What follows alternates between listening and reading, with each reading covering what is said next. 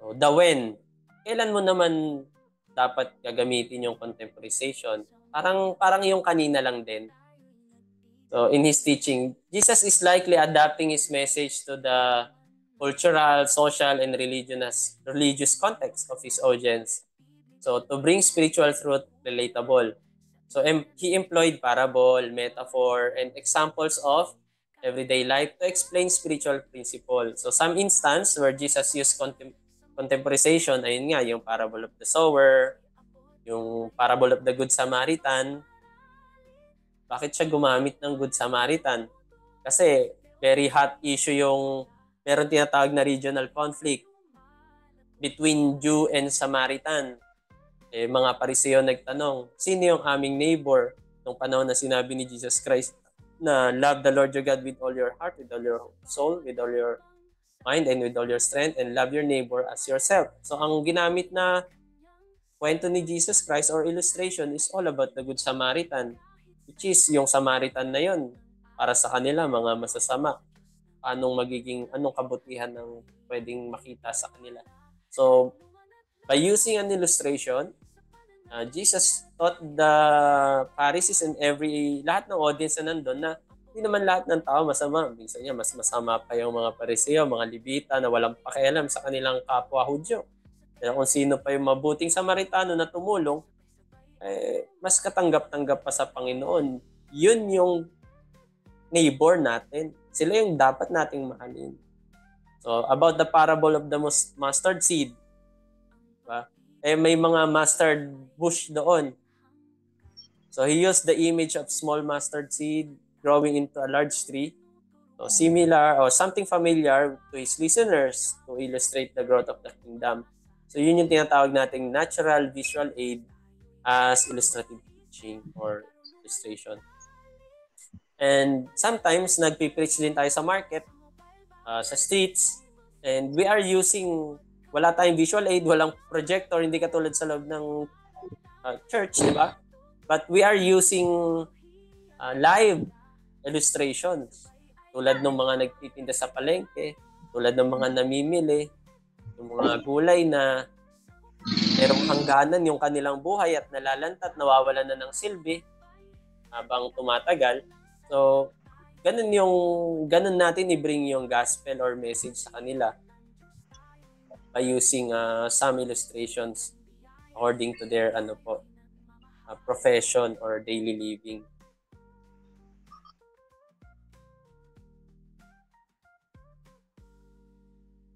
So, as a preacher, when are the best time to use contemporization? So, number 1, nandito tayo sa the when, number 4. The when of contemporization. So, when are the best time to use contemporization as a preacher? Number 1, when you were invited as a guest speaker to a specific audience. Parang, yan, Sister Mirna, oo nga, no. Kapag in-invite tayo as a guest speaker, may specific audience tayo. Kailangan alamin natin yun, no? Yun yung time na magandang mag-contemporize. Ikalawa, pag maraming audience natin, iba-iba din, maliban sa specific, pwede rin tayo mag-contemporize. So when your congregation includes people from different backgrounds, culture, generation, contemporization help makes your message more inclusive. Kahit iba-iba yung audiences natin, pero gumamit tayo ng current issue or yung nangyari sa lugar na yon o history ng lugar na yon. So that is called also contemporization. So contemporization helps make your message more inclusive. Na mare-relate sila or included ako sa mensaheng to. Mafe-feel nila na they belong according to the message that you bring or the gospel. So for example, using modern day analogy or culturally relevant example can clarify your points for a diverse group. Halimbawa, ang tinukoy mong story, nagturo ka sa mga bata or sa mga high schoolers, and then ang text na gamit mo ay Genesis chapter 3 na nagkasala si Adan at Eva. Tapos nagtago si Adan nung nagtanong ng Diyos, Adan, nasan ka? 'Di ba? So ang tema mo tago-taguan. Bakit kasi nagtatago ang tao? So you can bring out a problem tulad ng sin. Yun talagang number one, guilt of sin kung bakit nagtatago. Diba? Halimbawa, may ginagawa kang masama. Tapos, biglang tumitingin-tingin ka sa labas kung darating na yung nanay mo. Tapos biglang dumating, nagulat ka. Ba't ka nagulat? Tapos biglang nagtago. Bakit ka kasi nagtago kung tama naman ang ginagawa mo, di ba? So, very relatable yun ngayon. Bakit? Kasi ang daming nagtatago-taguan ngayon pero nataya na sila. Siguro alam niyo yung tinutukoy ko, may latest na nataya ngayon. Ang tagal ng kung ano-ano pang ginawa bago lumabas. So, nataya na siya. So, yan po yung ikalawa when preaching to a diverse audience. And ikatlo, there's a need to clarify complex or abstract concept. Halimbawa, ang current issue, in-invite ka sa isang church na medyo nagkakaroon na ng konting conflict sa practices or doctrine. So, kailangan, ang gagamitin mo talagang mensahe, hindi yung mababaw. Para ma-realize nila, you have to explain yung majority or kung ano talaga yung clear na sinasabi sa Bible.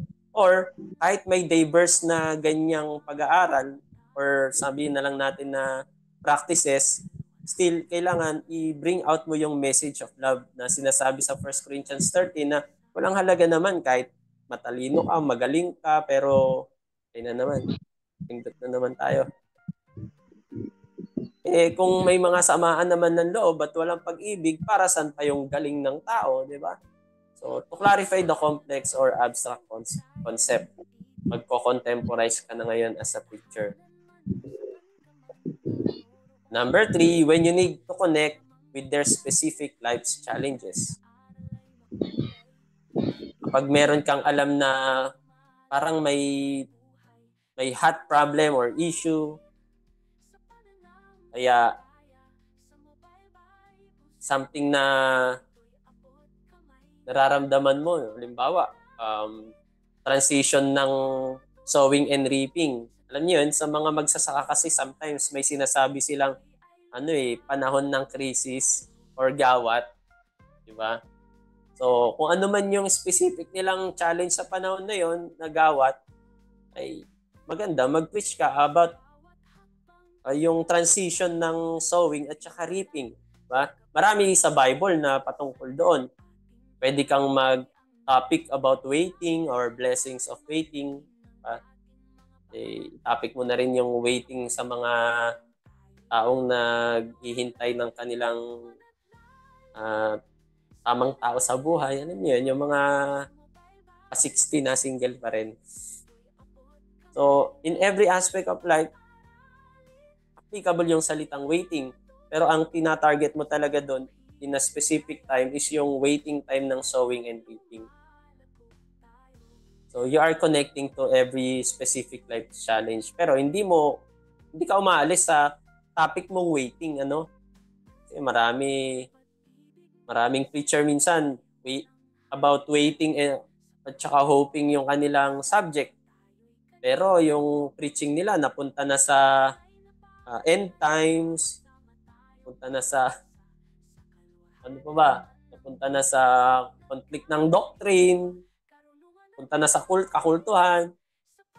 So walang kinalaman, hindi relevant.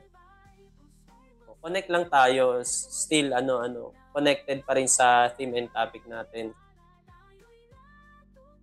So number 5, when connecting with younger generation. That's the best time also to use contemporization.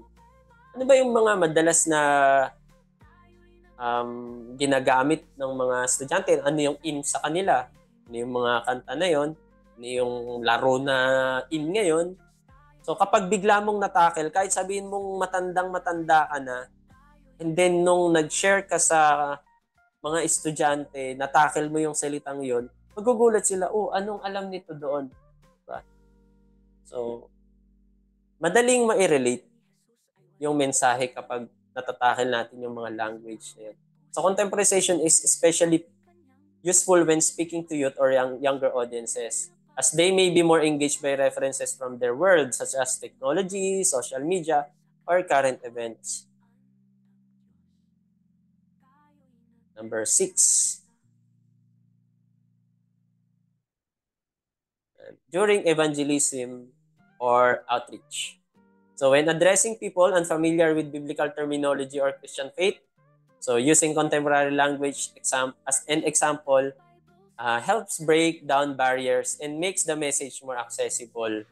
So di ba, ganun. Tulad ng sinabi ko kanina, nung nagpipreach ako sa palengke, mga gulay yung nasa harap ko, ginagamit ko illustration mga gulay. Nung sometimes sa San Jose City, nag-preach din ako. Doon naman kami sa may lugar ng may mga ukayan. Tinukoy din natin yung mga ukay-ukay na yan.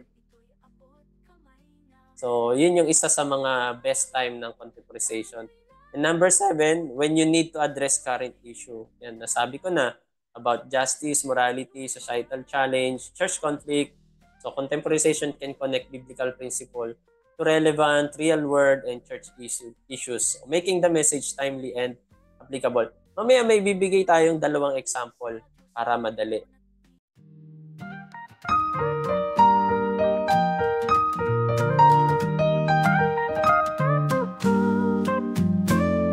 Sa Mobile Bible School, tayo'y nagtitipon online.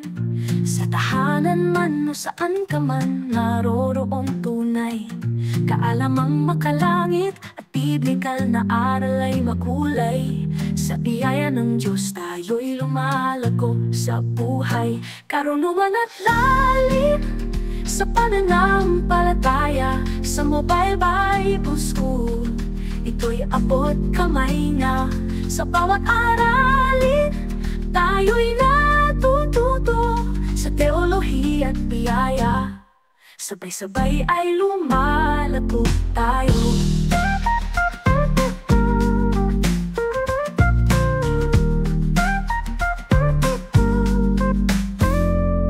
Sa bawat hakbang, sa Diyos tayo nagtitiwala.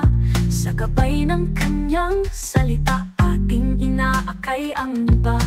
Kahit saan man dalhin ng ating mga paa, sa Diyos ng makapangyarihan tayo'y nagtitiwala.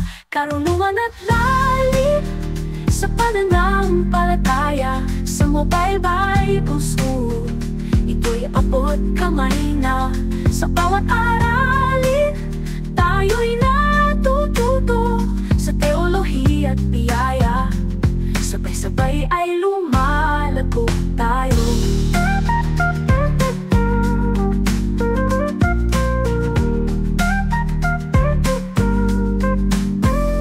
Ang pag-ibig ni Jesus ay walang hanggan.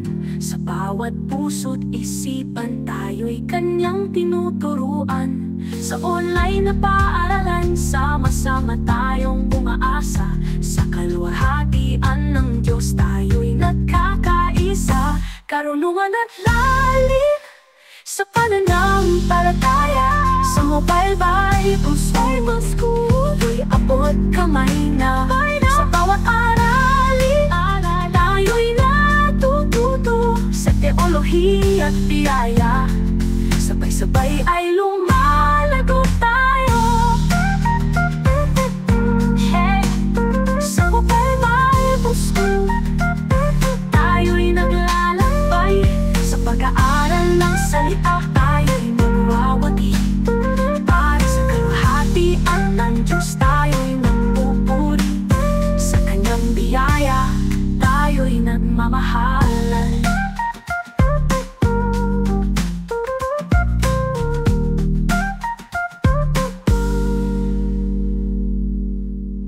Pag-ibig ni Jesus ay walang hanggan.